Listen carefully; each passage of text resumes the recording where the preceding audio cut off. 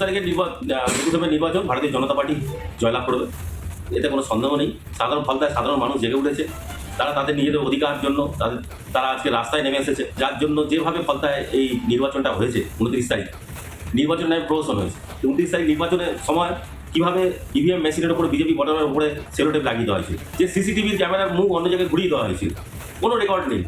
আমরা দাবি করেছিলাম নির্বাচন কমিশনের কাছে যে 150-150টার কাছাকাছি বুথ এইরকম করা হয়েছে, এবং ওনারা স্ক্রুটিনি করেছেন, করার পর দেখেছেন যে আমাদের যে অভিযোগটা যেটা আমরা করেছিলাম সেটা সত্য, এবং তার ফলস্বরূপ 21শে মে। নমস্কার বন্ধুরা, পশ্চিমবঙ্গের নির্বাচনী ইতিহাসে যা আগে কখনো ঘটেনি ঠিক তেমনটাই ঘটতে চলেছে দক্ষিণ 24 পরগনার ফলতা বিধানসভা কেন্দ্রে। 29 এপ্রিল ভোট হয়ে যাওয়ার পরও গতকাল রাতে নির্বাচন কমিশন এক নজিরবিহীন নির্দেশ জারি করেছে। পুরো কেন্দ্রের ভোট বাতিল। কেন এই কঠোর সিদ্ধান্ত? কেন সারা বাংলার রেজাল্ট 4 মে বেরোলেও ফলতার মানুষ আবার ভোট দেবেন 21শে মে? আর সব থেকে বড় কথা, এই ঘটনায় তৃণমূল প্রার্থী জাহাঙ্গীর খানের চাপ কতটা বাড়ল? আজ আমরা এই ভিডিওতে ডিটেলস বিশ্লেষণ করব। ভিডিওটি শেষ পর্যন্ত দেখুন, কারণ এই একটি আসন বাংলার ক্ষমতা দখলের সমীকরণ বদলে দিতে পারে। বেনজির সিদ্ধান্ত কমিশনের ফলতায় পুরো ভোট বাতিল। 4 মের পর ফলতা বিধানসভা কেন্দ্রে ফের ভোট। 21শে মে 285টি বুথে আবার নির্বাচন।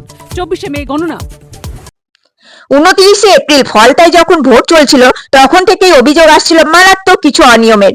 নির্বাচন কমিশন সূত্রে জানা গেছে, বহু বুথে ইভিএম মেশিনের বোতামে আঠা বা কালি লাগিয়ে দেওয়া হয়েছিল যাতে মানুষ নির্দিষ্ট কোনো বোতাম টিপতে না পারেন।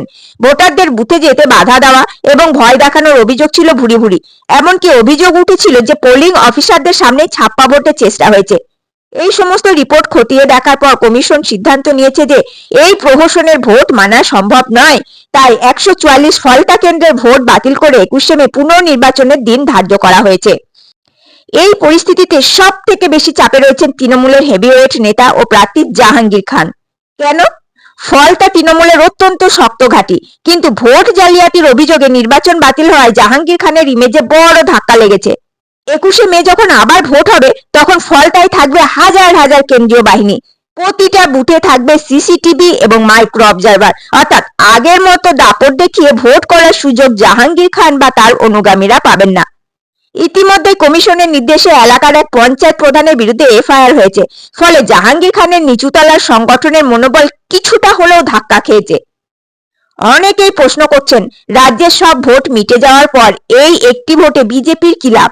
21শে মে রাজ্যে আর কোথাও ভোট নেই, ফলে বিজেপি তাদের সব শক্তি বড় বড় নেতা এবং পর্যবেক্ষকদের শুধুমাত্র ফলতায় নামিয়ে দিতে পারবে। একটি মাত্র কেন্দ্রের ভোট সামলাতে পুরো দক্ষিণ 24 পরগনার কেন্দ্রীয় বাহিনীকে এখানে মোতায়েন করা সম্ভব। এতে বিজেপির ভোটাররা নির্ভয়ে ঘর থেকে বেরোতে পারবেন। বিজেপি আর প্রায় 20 দিন সময় পাচ্ছে মানুষের কাছে পৌঁছানোর জন্য। যারা 29 তারিখ ভোট দিতে পারেননি, বিজেপি এখন তাদের দাঁড়ে দাঁড়ে গিয়ে তৃণমূলের বিরুদ্ধে ক্ষোভ উস্কে দিতে পারবে। সবচেয়ে বড় চমক হলো তারিখের অঙ্ক। 4 মে বাংলার বাকি 293টি আসনের রেজাল্ট আউট হয়ে যাবে।